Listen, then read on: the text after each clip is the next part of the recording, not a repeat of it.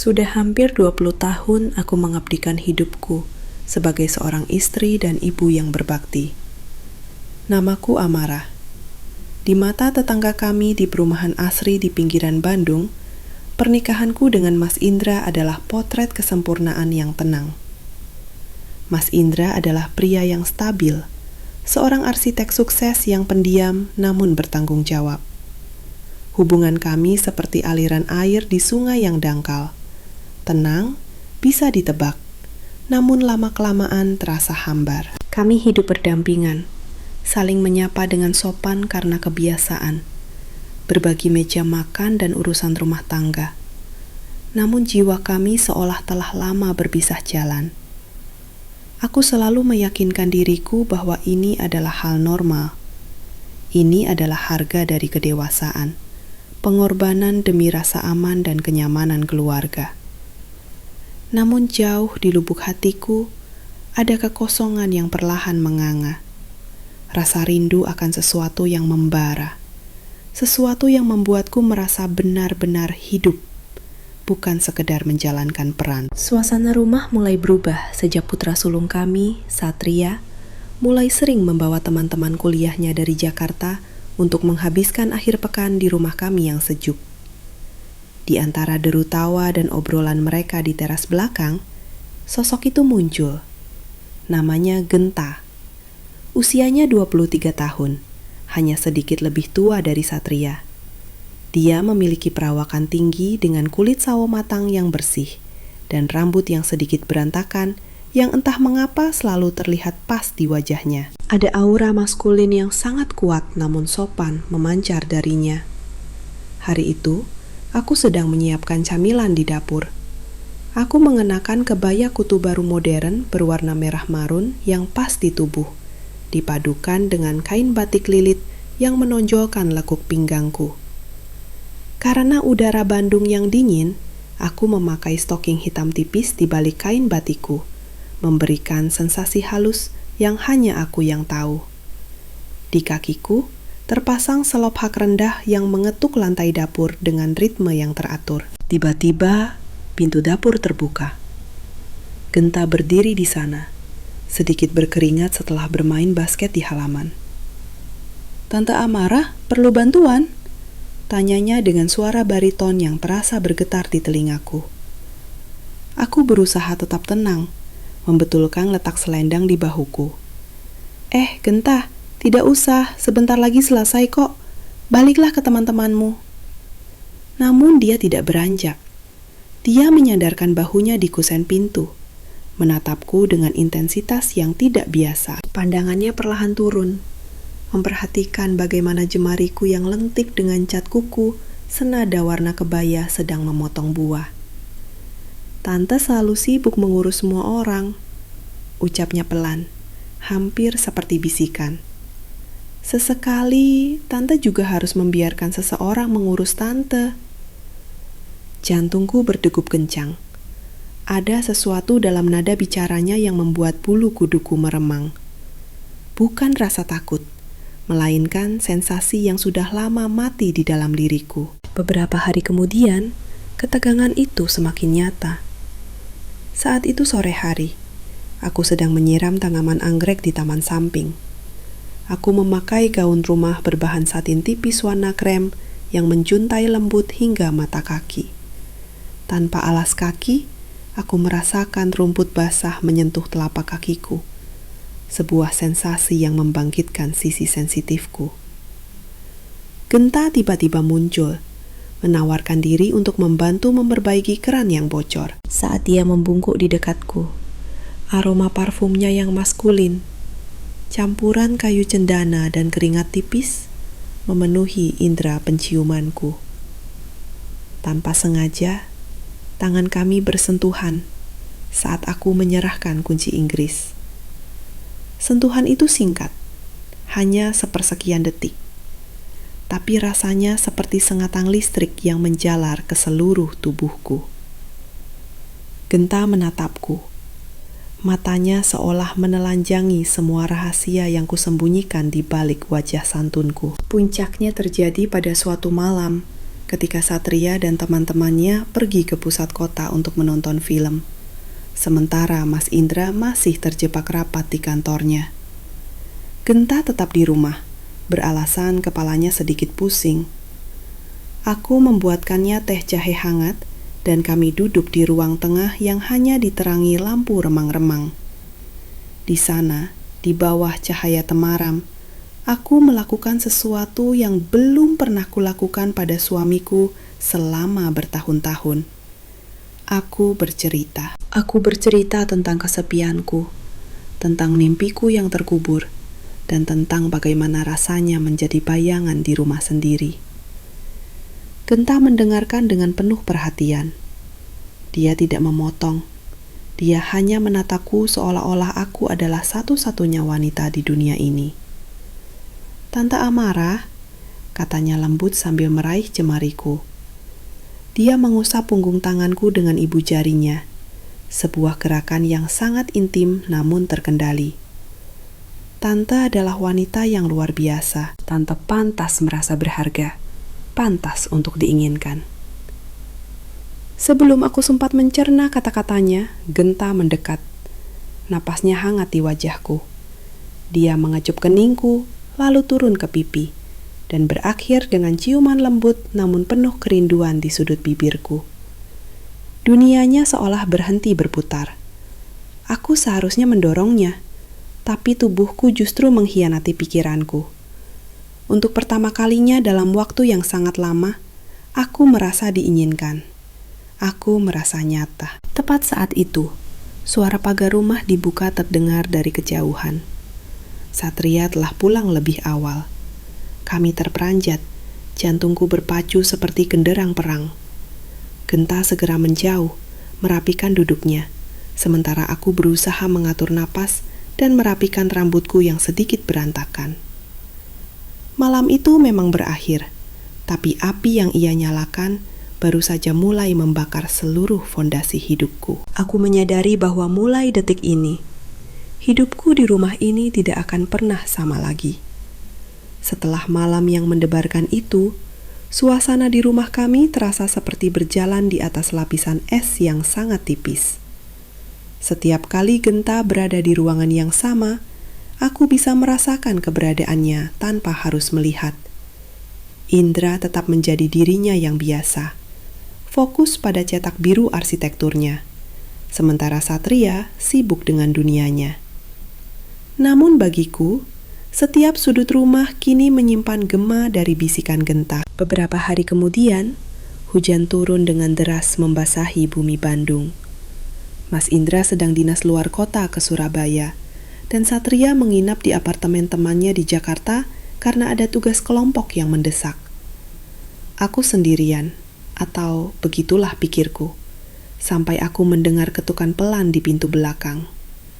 Itu Genta. Dia datang dengan alasan ingin mengambil buku catatan Satria yang tertinggal.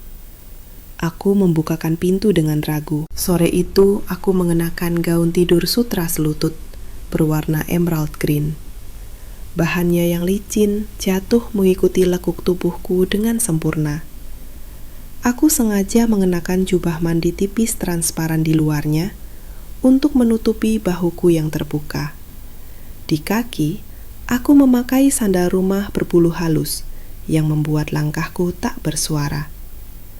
"Genta, masuklah, di luar sangat dingin," kataku dengan suara yang sedikit bergetar. Dia masuk, dan seketika itu juga ruang dapur yang luas terasa sangat sempit. Rambutnya basah terkena sisa hujan, dan beberapa tetes air jatuh ke kaos putihnya yang ketat, membuatnya sedikit transparan, menonjolkan otot dadanya. Dia tidak langsung mencari buku itu. Dia justru menatapku, matanya tertuju pada leherku yang dihiasi kalung mutiara kecil pemberian ibuku. "Tante, aku tidak bisa berhenti memikirkan malam itu," ucapnya tanpa basa-basi. Suaranya rendah, bersaing dengan suara rintik hujan di atap seng. "Genta, jangan. Itu salah." "Kita dibeleh," jawabku, meskipun tanganku sendiri justru meremas ujung jubah mandiku. Dia melangkah mendekat. Aku mundur hingga punggungku menyentuh meja dapur yang dingin. Sensasi dingin marmer di punggungku dan kehangatan tubuh Genta di depanku menciptakan kontras yang memabukkan. Genta meletakkan tangannya di sisi tubuhku, mengurungku. Dia tidak menyentuhku, tapi jarak kami sangat dekat, sehingga aku bisa mencium aroma hujan dan parfum musk yang melekat di kulitnya. "Apakah salah jika aku membuatmu merasa hidup kembali?" bisiknya. Dia mengulurkan tangan, jemarinya yang kasar namun hangat, perlahan mengusap permukaan kain sutra di lenganku. Dia memiliki kebiasaan unik. Dia sangat memperhatikan detail kecil. Dia memuji bagaimana aku selalu merawat kuku kakiku dengan rapi. Sebuah detail yang bahkan suamiku tidak pernah sadari selama 10 tahun terakhir. Tiba-tiba, dia menarikku ke dalam pelukannya. Ciumannya kali ini tidak lembut seperti sebelumnya. Ini adalah ciuman yang menuntut, penuh dengan rasa lapar yang selama ini kupendam. Aku kehilangan akal sehat. Aku menarik kerah bajunya, membiarkan diriku tenggelam dalam sensasi yang terlarang ini. Di antara tumpukan bahan makanan dan peralatan dapur, kami seolah melupakan dunia luar.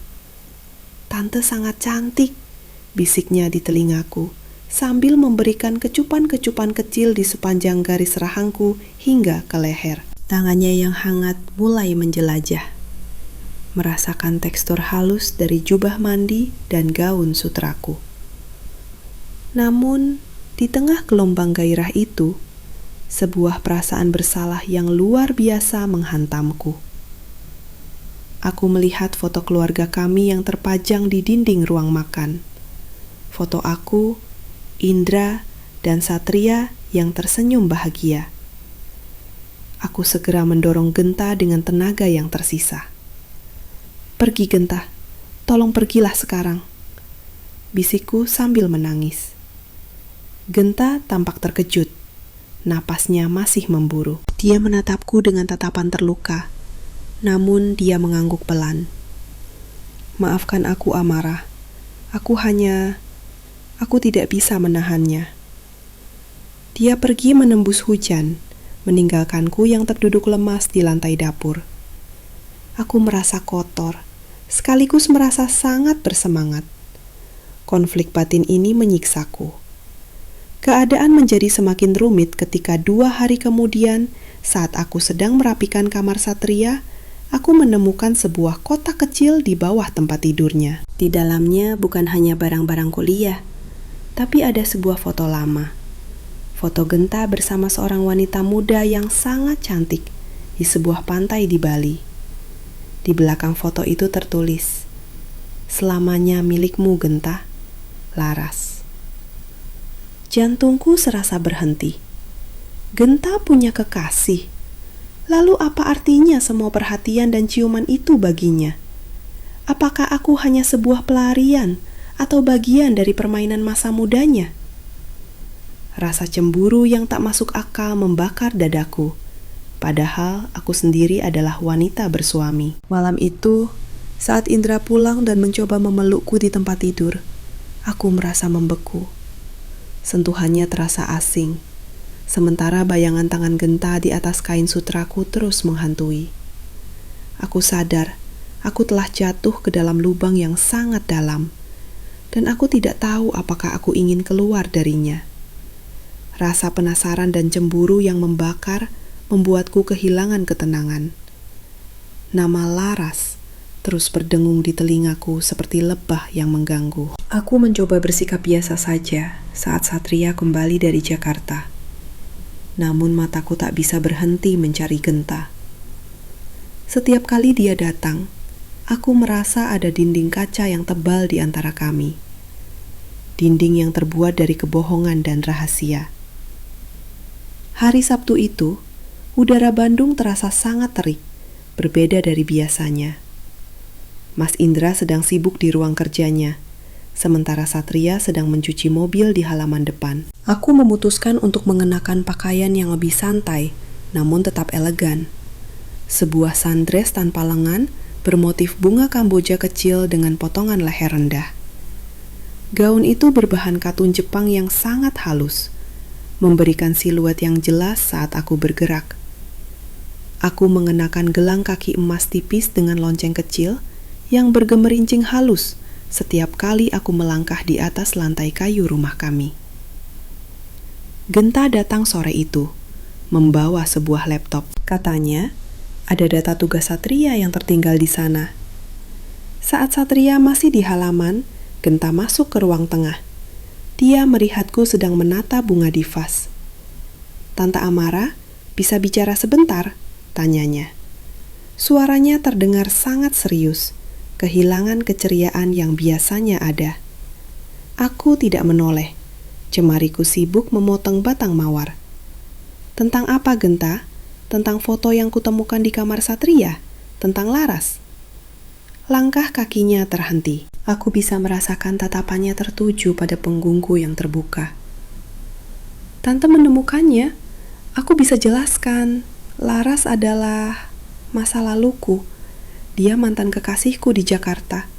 Hubungan kami sudah berakhir berbulan-bulan lalu karena dia mengkhianatiku." Aku berbalik, menatapnya tajam. "Lalu kenapa fotonya masih ada? Dan kenapa dia seolah masih menghantuimu?"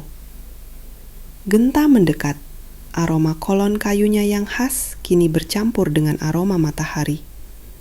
Dia tidak menjawab dengan kata-kata. Sebaliknya, dia memperhatikan bagaimana gaun musim panasku bergerak mengikuti nafas yang memburu.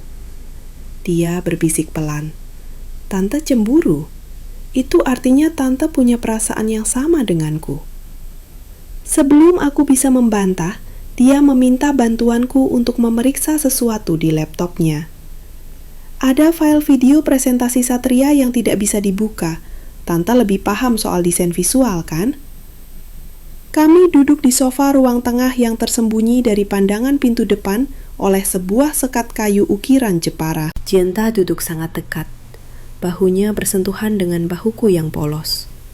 Saat dia menggerakkan touchpad, tangannya dengan sengaja namun halus menutupi tanganku. Jemarinya yang panjang mengusap punggung tanganku, memberikan sensasi hangat yang menjalar hingga ke dadaku. "Lihat ini," katanya, tapi matanya tidak menatap layar.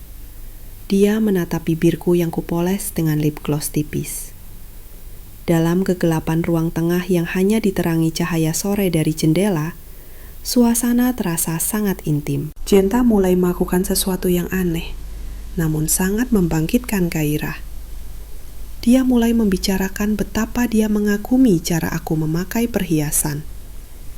Dia menyentuh gelang kaki emasku.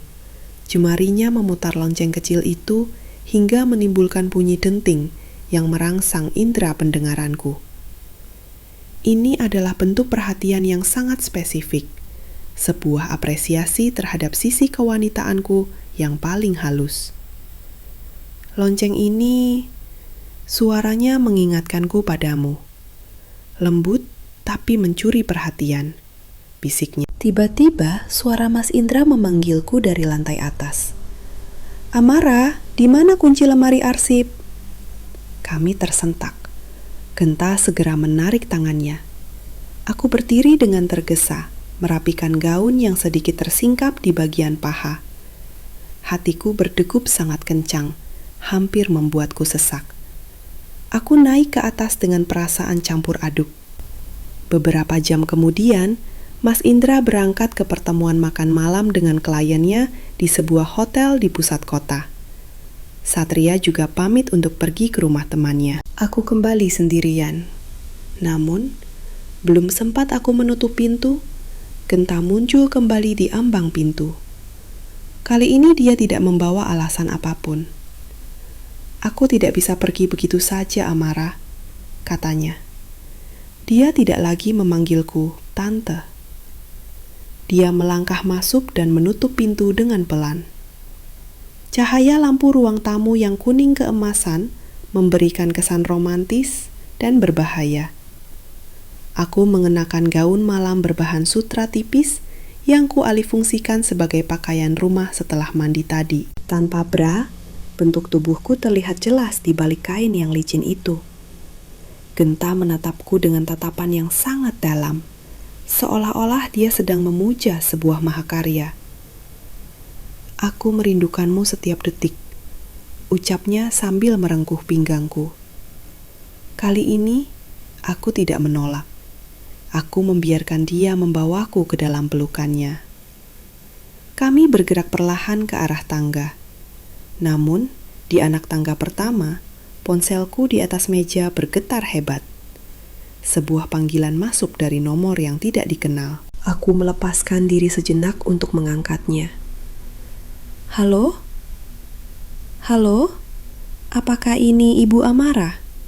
Suara seorang wanita di ujung telepon terdengar gemetar, seolah sedang menahan tangis.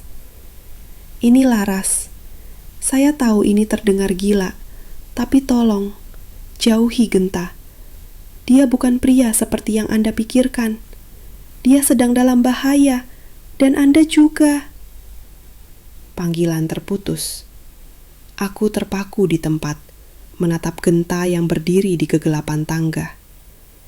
Dia tersenyum kecil, tapi kali ini senyumnya terlihat berbeda. Ada sesuatu yang misterius dan gelap yang belum terungkap.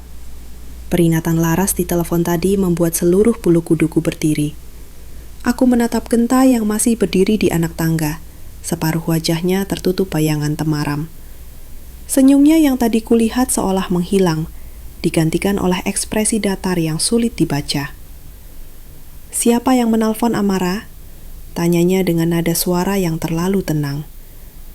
"Hanya teman lama." Dustaku, meski tanganku gemetar hebat saat meletakkan ponsel kembali ke meja. Aku mencoba mengatur napas, berusaha menutupi kecurigaan yang mulai tumbuh. "Genta, kurasa sebaiknya kamu pulang. Aku sedang tidak enak badan." Genta tidak bergerak. Alih-alih pergi, dia justru menuruni anak tangga dengan perlahan. Setiap langkahnya terdengar sangat berat di telingaku. Dia mendekat hingga aroma maskulinnya kembali memuasai inderaku. Kali ini, dia menyentuh leherku. Jari-jarinya yang hangat menelusuri garis rahangku dengan kelembutan yang mematikan. "Tante berbohong," bisiknya tepat di telingaku. "Tante ketakutan. Apakah Laras menceritakan dongeng konyolnya lagi?" Aku tersentak. "Jadi kamu tahu dia menelponku?" Genta terkekeh pelan. Sebuah suara yang terdengar seksi, namun menyimpan rahasia gelap. Laras tidak bisa merelakanku. Dia akan melakukan apa saja untuk menghancurkan kebahagiaanku, termasuk menghasut wanita yang paling kupuja. Dia menarikku ke ruang tengah, mendudukanku di sofa kain beledu yang empuk. Dia berlutut di depanku, sebuah posisi yang sangat intim dan penuh pengabdian. Dia mulai membuka selop rumahku, membiarkan kaki telanjangku berada di pangkuannya. Ini adalah salah satu kebiasaan anehnya yang mulai kusadari. Dia seolah memiliki obsesi terhadap detail-detail kecil dari tubuhku. Dia memijat telapak kakiku dengan gerakan memutar yang sangat rileks, membuat keteganganku perlahan luntur oleh sensasi fisik yang memabukkan. "Amara, jangan dengarkan dia. Lihat aku," pintanya dengan mata yang tampak tulus. "Hanya aku yang mengerti kesepianmu. Hanya aku yang tahu betapa indahnya kamu di balik kebaya dan aturan-aturan kaku suamimu." Tangannya merambat naik ke betis, melewati kain sutra gaun tidurku yang licin. Sentuhannya membuatku lupa akan peringatan Laras untuk sejenak. Namun, saat dia bergerak lebih dekat untuk menciumku, aku melihat sesuatu yang aneh di balik kerah kaosnya. Sebuah bekas luka bakar kecil yang berbentuk pola tertentu, seperti sebuah simbol. Belum sempat aku bertanya, suara klakson mobil Mas Indra terdengar di depan rumah. Dia pulang lebih awal karena pertemuannya dibatalkan. Kepanikan luar biasa menyerangku. "Genta, Mas Indra pulang, lewat pintu belakang, cepat!" bisikku setengah berteriak. Genta berdiri dengan tenang. Tidak ada raut takut di wajahnya. Dia justru sempat mencuri satu ciuman dalam di bibirku sebelum menghilang ke arah dapur. Aku segera berlari ke cermin, merapikan gaun sutraku yang kusut, menghapus sisa lipstik yang berantakan, dan mencoba bersikap seolah aku baru saja terbangun dari tidur. Mas Indra masuk dengan wajah lelah. Dia menatapku dengan tatapan yang berbeda malam itu. Tidak dingin, tapi penuh selidik. "Kamu belum tidur, Amara? Dan kenapa aromanya seperti parfum pria di sini?" Jantungku hampir copot.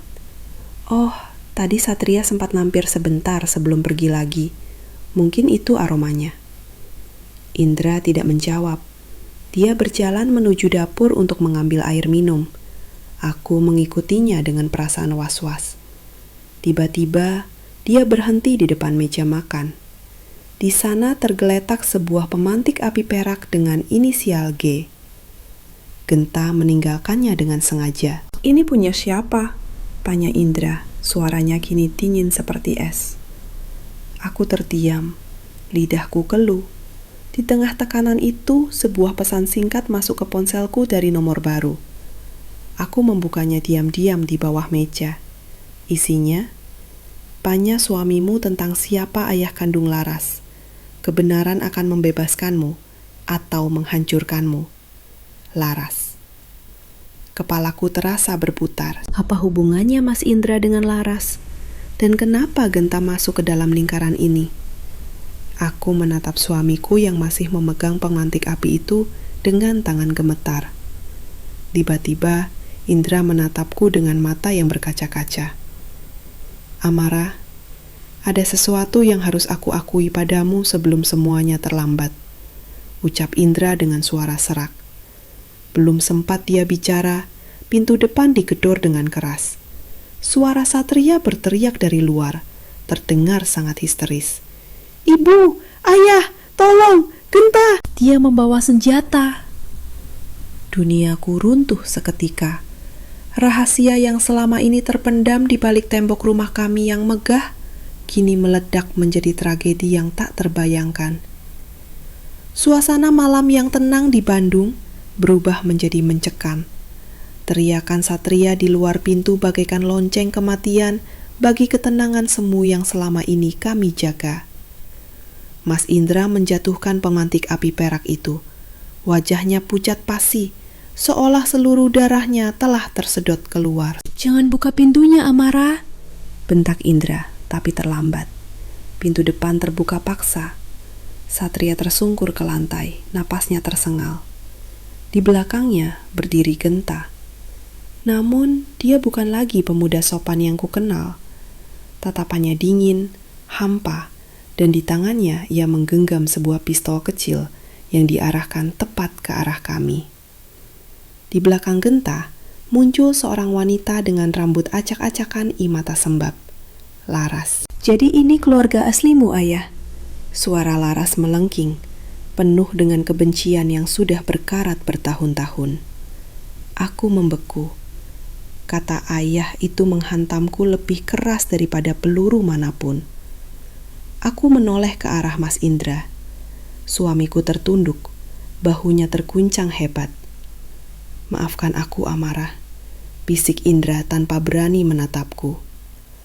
"Laras adalah anakku dari masa lalu, sebelum aku mengenalmu. Aku merahasiakannya karena aku takut kehilanganmu. Aku terus membiayai mereka dalam diam, tapi aku tidak pernah menganggapnya ada. Duniaku runtuh. Kebohongan suamiku selama 20 tahun ini terasa jauh lebih menyakitkan daripada pengkhianatanku sendiri." Genta tertawa sinis, sebuah tawa yang kering. Dia melangkah mendekatiku. Ujung pistolnya perlahan menelusuri garis leher kepayaku yang merah. Sebuah gerakan yang intim sekaligus mengancang. Aku mengenakan kalung mutiara yang kini terasa mencekik leherku. Di kakiku, selapku terlepas satu, memperlihatkan stoking hitamku yang robek karena ketakutan yang membuat tubuhku gemetar. "Aku tidak mencintaimu, Amara," Bisik Genta di depan wajahku. Aromanya masih sama, tapi kini terasa memuakkan. Laras adalah kekasihku. Kami merencanakan ini semua. Aku mendekatimu, membuatmu jatuh cinta, membuatmu mengkhianati pria pengecut ini, hanya untuk menghancurkan kalian dari dalam. Aku ingin kalian merasakan bagaimana rasanya dikhianati dan dibuang. Genta kemudian berlutut di depanku, persis seperti saat dia memijat kakiku dengan lembut beberapa jam lalu.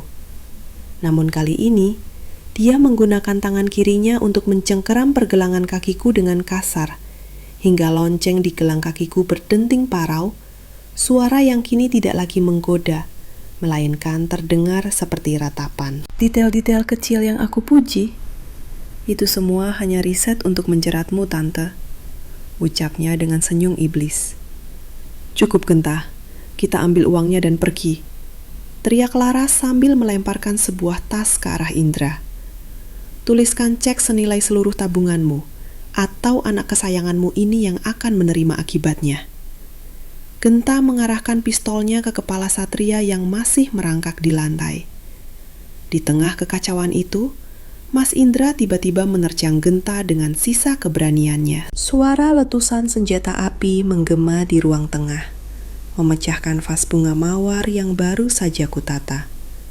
Aku menjerit, menutup telingaku. Asap tipis memenuhi ruangan. Di bawah cahaya lampu kristal yang bergoyang, aku melihat tubuh seseorang tersungkur di atas karbet bulu. Darah merah mulai merembes, perlahan membasahi kain batikku yang indah. Namun, bukan Indra yang tertembak. Laras berdiri dengan tangan gemetar, menatap Genta yang memegang dadanya. Rupanya, dalam pergulatan tadi, arah senjata itu berbalik. Genta menatapku untuk terakhir kalinya. Sebuah tatapan yang sulit diartikan. Apakah itu penyesalan atau sekedar kepuasan karena telah menghancurkan hidupku? Sebelum matanya tertutup selamanya. Laras berteriak histeris dan lari menembus kegelapan malam. Mas Indra terduduk lemas di samping jenazah Genta, sementara Satria memeluk kakiku dengan tangisan yang memilukan. Beberapa bulan kemudian, rumah kami dijual. Mas Indra dan aku bercerai. Sebuah perpisahan yang dingin tanpa kata-kata. Aku pindah ke sebuah rumah kecil di pinggiran kota, mencoba menata kembali serpihan jiwaku. Namun, setiap kali aku mendengar suara lonceng atau mencium aroma kayu cendana, tubuhku akan gemetar hebat. Suatu pagi, aku menerima sebuah paket tanpa nama pengirim. Di dalamnya terdapat sebuah gelang kaki emas baru, persis seperti yang sering dipuji Genta, dengan sebuah catatan kecil di dalamnya. Permainan ini belum benar-benar berakhir, Amara. Ada satu rahasia lagi yang Indra simpan di brankas kantornya. Sesuatu tentang orang tuamu. Aku menatap gelang itu dengan tangan gemetar. Apakah ini dari Laras? Atau mungkinkah ada orang lain di balik semua ini? Rahasia baru itu menantiku, menarikku kembali ke dalam kegelapan yang kupikir telah kutinggalkan.